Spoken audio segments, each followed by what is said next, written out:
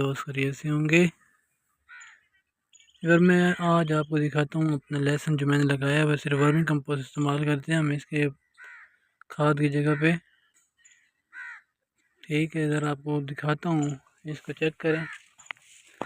आपको मालूम है कि हम अलग क्वालिटी के वर्मी कंपोस्ट भी तैयार करते हैं।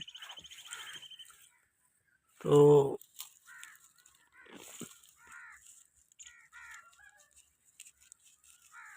ये हमारा लेसन है, सिर्फ वर्मी कंपोस्ट इस्तेमाल करके हमने तैयार किया है। बाकी सब्जियां भी हम इस तरह तैयार करते हैं वर्मी कंपोस्ट इस्तेमाल करके, और कोई खाद नहीं लगाते इसके ऊपर। और चेक करते हैं, ये से भी अच्छी क्वालिटी का माशाल्लाह, देखें।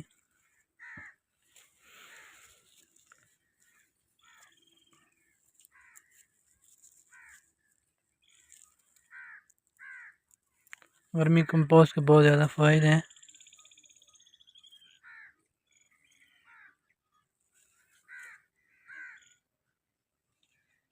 ठीक है, अभी ये देख लें माशाल्लाह।